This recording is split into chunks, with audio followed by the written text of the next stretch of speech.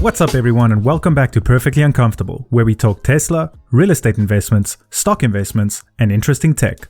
So with the launch of the FSD rewrite, limited beta version 20.40.8.11, Elon Musk announced a $2,000 price increase coming to their full self-driving package on Monday, October 26th, which was then later changed to Thursday, October 29th, seemingly to give people additional time. So at last, I've decided to jump in and buy it. The experience was pretty funny to say the least. I bought it from the Tesla app, and they direct you to this hilarious screen where you have just one button showing you're about to have a lower net worth of $8,680. And after pressing that button, my car updated to FSD over the air in about 20 minutes time.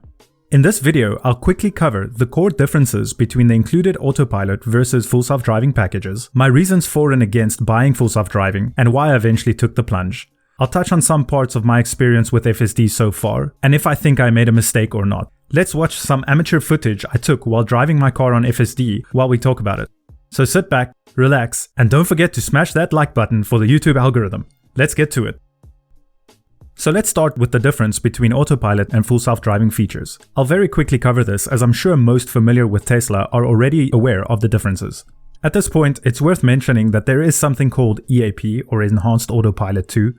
I'm not going to talk about this as it's not really available anymore, so it will be irrelevant to most people. So as you can see on the screen here, Autopilot, which is included with all purchases of any new Teslas, includes traffic-aware cruise control and auto steer. So traffic-aware cruise control, as you can assume, really matches the speed of your Tesla to the vehicle in front of you. Auto steer, on the other hand, steers your Tesla within a single lane while on traffic-aware cruise control. So really, you don't have to worry about keeping your car in the lane, and you don't have to worry about acceleration and braking.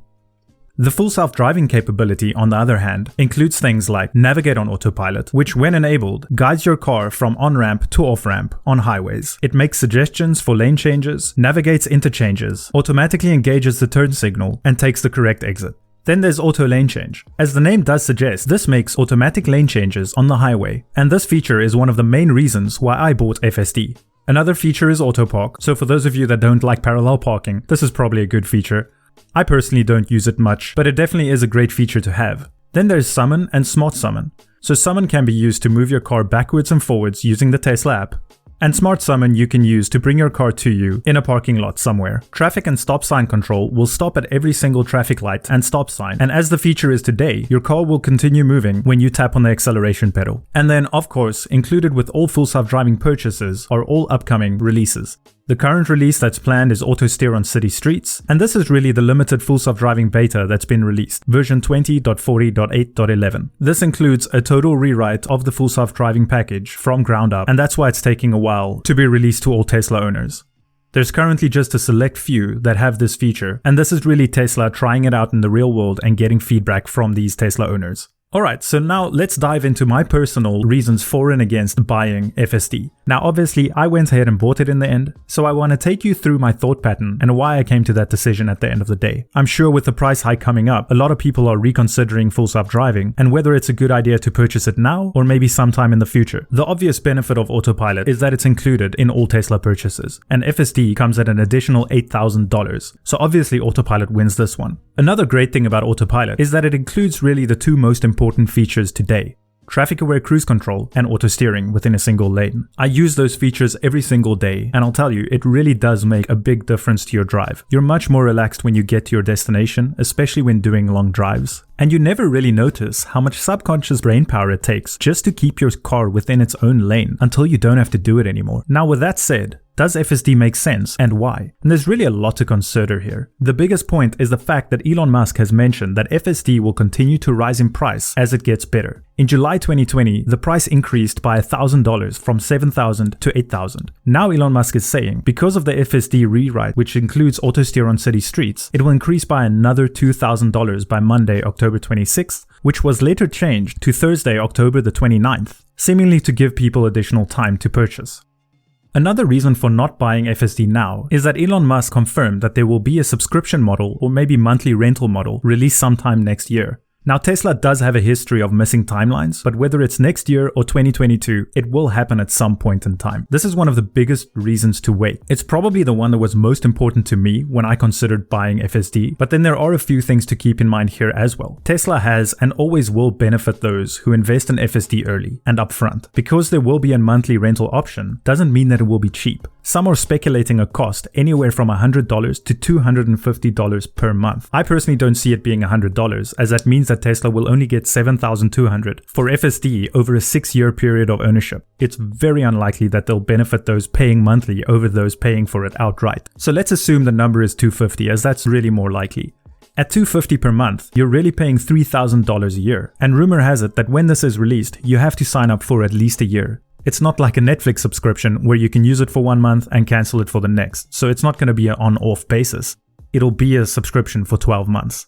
So at $3,000 a year, at today's price, you're already paying $9,000 for FSD over a 3-year period of ownership. That makes the $8,000 price very appealing, and maybe even the $10,000 price after the coming increase. Considering that $3,000 a year will mean that you've hit that $10,000 price target at just over 3 years of owning your Tesla. Now, I don't know about you guys, but I plan on owning my Tesla for quite some time, not something as short as 3 years. On the subscription model, it sounds like if you have the money to buy it outright, it's still going to be a better choice. The subscription model will probably be for those that don't have the luxury of buying it outright, but still want the luxury of full self-driving. Then, there's the potential of a robotaxi rideshare fleet. No one knows when this will happen, but it surely will. Elon has confirmed it a bunch of times, and it's something that Tesla has received investment based off of. The renowned investor and CEO of ARK Invest, Cathie Wood, as well as one of her analysts, Tasha Keeney, often mention the robotaxi rideshare feature as part of their $1,400 Tesla price target, saying that in the end, when this comes to fruition, it'll probably even make the $1,400 price target look small. Tesla is ARK's biggest holding, of which they hold over 700,000 shares, or around $760 million.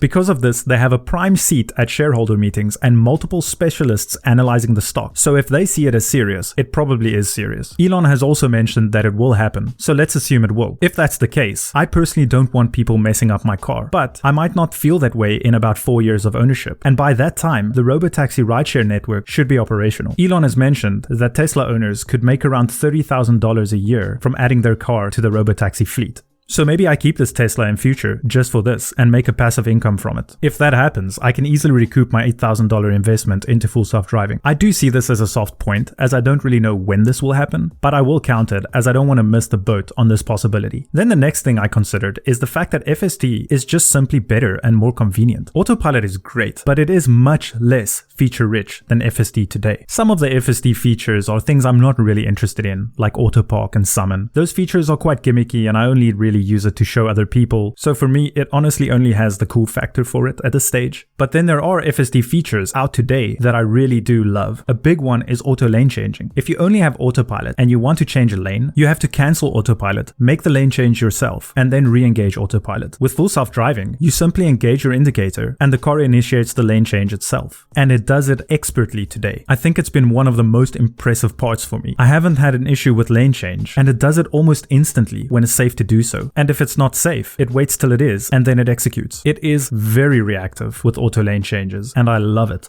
If I have to be totally honest, it probably does a better job at lane changing than I do, as I still have to check my mirror and sometimes my blind spot, where the car just knows what's behind it and next to it all the time. It doesn't have to check. The next point I've touched on is that I plan on keeping my Model 3 for a long time, probably at least around 5 years. That's why I went for the long-range dual-motor version instead of the standard range plus. Now, as we've seen with Tesla, a lot can change in 5 years. Full self-driving will be much better 2 years from now, never mind 5 years into the future. Then the next point I think is one that many people skip over when considering between autopilot and full self-driving. It's just simply the luxury of the full self-driving package. From my perspective, FSD is so good already that I just want it. It's improved my driving experience and makes driving much less stressful and tiring. Now, don't get me wrong, I love driving just as much as the next person, and I absolutely love the fast acceleration of a Tesla. You can't beat it. It's electric. It's something you almost get addicted to. But I don't necessarily want to do it all the time, especially if I'm going on things like road trips. With the auto lane change functionality, it means that I only have to make left and right turns. The rest of the time, the car drives without any input from myself, except for me having my hand on the steering wheel and looking at the road. And to be totally honest, you can look at the road much less because of the car keeping you in the lane and making sure that you won't hit anything in front of you. Now, before we get those people in the comments saying, But there's Teslas that drive into things, and it's not as perfect as it should be, and you're gonna die. It's gonna drive into things. You just watch. come on, let's be real. The amount of news where that actually happens versus the amount of miles driven. The chances of something happening on the highway is very rare, and whether you want to admit it or not, the car probably has a longer attention span than you do. So I'll take my chances.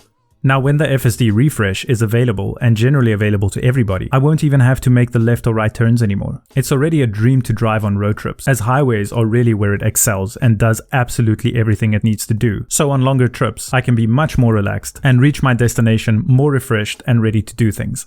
And then there's the last point. I'm a tech nerd and sometimes play around with AI or machine learning algorithms. I've played around with things like the AWS Deep Racer, and for those that aren't aware, it's this little car you can buy from Amazon and run reinforcement learning algorithms on. So by repeating things and learning from its mistakes, it learns to drive itself. In case you're interested in learning more, I'll put a link to it in the description. So I love being able to see my Tesla improve and how FSD evolves and gains features. And there you have it. All things considered, I decided to take the plunge and buy full self-driving today. There might have been better options, like taking that money and investing it into Tesla stock, or maybe putting it into ARK Invest or something like the S&P 500. But I personally already have more than $100,000 invested into stocks today. And with all the driving and road trips that my wife and I like to do, the Tesla self-driving package just adds so much to our lives today and will do much more in the future. So there you go. Let me know in the comments section below whether you're planning on buying FSD, and if you're not, tell me why. I'll be very interested to hear your thoughts and why you came to that conclusion. There's no right and wrong here, and I believe it's down to everybody's personal situation in the end. Some of the positives for me might be a negative point for you, and if that's the case, let me know. And that's what I have for you today. I hope you enjoyed this video. If you want to see more Tesla content, talk real estate and stock investments, or tech content, let me know in the comment section below. Hit the subscribe button and the bell so you're notified when I release new content. And don't forget to smash that like button for the YouTube algorithm. See you guys next time.